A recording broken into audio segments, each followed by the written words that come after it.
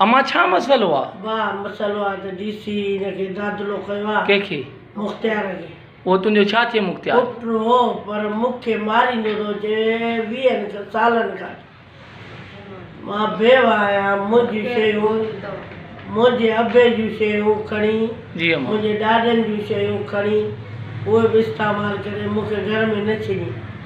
मां पोइ ईअं फिटल जे घर में मुंहिंजी बिजली बंदि करे मूंखे धक हणी चढ़ी, जंहिंमें 50 माण्हू शायदि ॾिठो दसे वियो।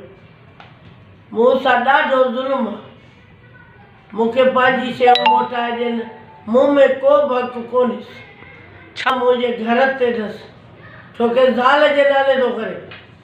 घर मुंहिंजो पंहिंजे नाले करे वरी ज़ाल खे ॾिनो अथसि। मूं कयो ॿियो कुझु डॉक्टर मदद कई, मारणो धारींदसि, कुकड़ धारींदसि, सभु कंहिंखे ख़बर आहे।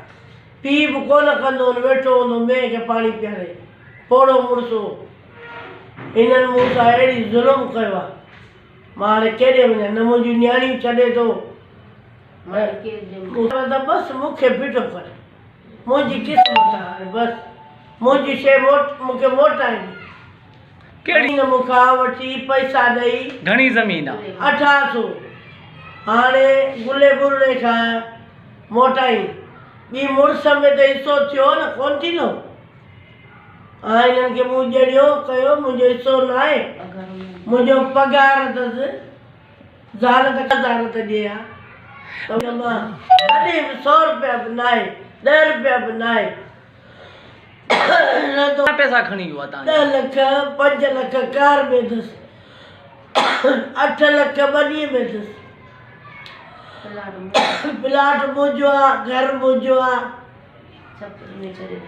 छपरी में उस में पिया भली ॾिसे हुकूमत।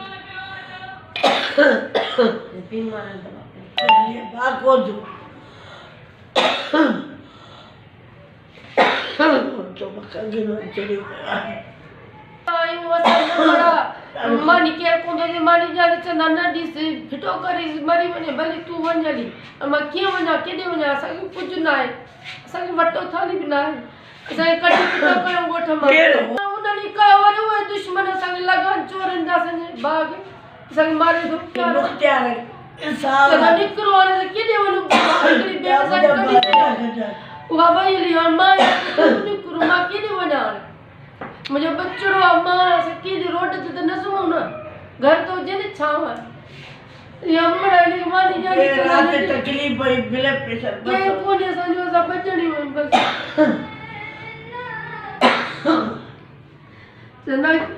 मारींदासीं, भले वेठा आहियूं, भले मारे वञनि।